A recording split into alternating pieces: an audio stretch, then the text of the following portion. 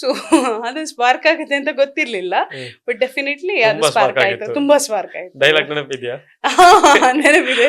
ಹೇಳುತ್ತೆ ಆ ಸೀನ್ ಯಾವ್ದು ಬರ್ತದೆ? ನಮಗ ಬಾರಿ ಬಂಗೋಡು ಯಾನಂಜಿ ಕೂಟರ್ ದೆತ್ತೆ ಮಗ, ಕೂಟರ್ ದೆತ್ತದು ಪೇರ್ದ ಡೈರಿಗ್ ಪೇರ್ ವಾಡ್ರೆ ಅಂದು ಪೋಣಗ ಕೂಟರ್ ಬತ್ತೊಂದು ಒಂಜಿ ಆಕ್ಸಿಡೆಂಟ್ ಮಗ.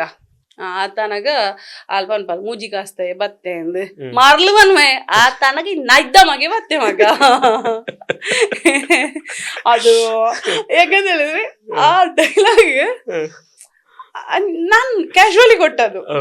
ಈ ನಾಯ್ದ ಮಗ ಈ ಬ್ಯಾವರ್ಸಿ ಅನ್ನೋದಲ್ಲ ಲೈನ್ಸ್ ಇದೆ ಅಲ್ಲ, ಸೋ ಕಾಲ್ ಫ್ರೆಂಡ್ಸ್ ಅಂತ ಹೇಳ್ತೇವಲ್ಲ ನಾವು, ಯೂಸ್ ಮಾಡ್ತಾ ಇರ್ತೇವೆ. ಸೊ ಹಾಗೆ ಕೊಟ್ಟದು ನಾರ್ಮಲ್ ಆಗಿ, ಬಟ್ ಅದು ಅಲ್ಲಿ ರೀಚ್ ಆಗುತ್ತೆ. ಹೌದು, ತುಂಬಾ ಖುಷಿ ಅದ್ರದ್ದು. ಅದರ ನಂತರನೇ ಆಮೇಲೆ ಕನ್ನಡ ಸಿನಿಮಾಕ್ಕೆ ಯಾವಾಗದ್ರಿ?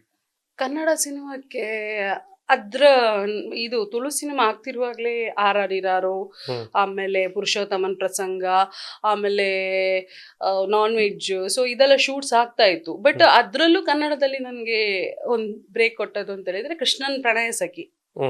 ಕೃಷ್ಣನ್ ಪ್ರಣಯ ಸಖಿ ಗಣೇಶ್ ಅವ್ರ ಸಿನಿಮಾ.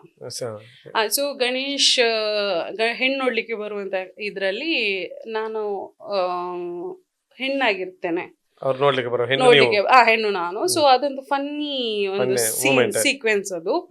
ಸೊ ಅಲ್ಲಿ ಹಿಟ್ ಆಯ್ತು. ಹಿಟ್ ಆದ್ಮೇಲೆ ನನಗೆ ತುಂಬಾ ಕಾಲ್ ಬರ್ಲಿಕ್ಕೆ ಸ್ಟಾರ್ಟ್ ಆಯ್ತು. ಅನ್ಫಾರ್ಚುನೇಟ್ಲಿ ನಾನು ತಿಳ್ಕೊಂಡಿರ್ಲಿಲ್ಲ ಆ ಸಿನಿಮಾದಲ್ಲಿ ಆ ಸೀಕ್ವೆನ್ಸ್ ಅಷ್ಟು ಹಿಟ್ ಆಗುತ್ತೆ ಅಂತ ಹೇಳಿ. ಆ ಟೈಮಲ್ಲಿ ನಾನು ಇಲ್ಲಿರ್ಲಿಲ್ಲ, ನಾನು ದುಬೈಯಲ್ಲಿದ್ದೆ. ಅಂದ್ರೆ ಕನ್ನಡ ಇಂಡಸ್ಟ್ರಿಯಿಂದ ಕೆಲವು ಕಾಲ್ಸ್ ಬಂತು ನನ್ಗೆ, ಬಟ್ ಆ ಟೈಮಲ್ಲಿ ಅಲ್ಲಿ ಅವಾಗ್ತಾನೆ ನಾನು ಕೆಲ್ಸಕ್ಕೆ ಜಾಯ್ನ್ ಆಗಿದ್ದಷ್ಟೇ.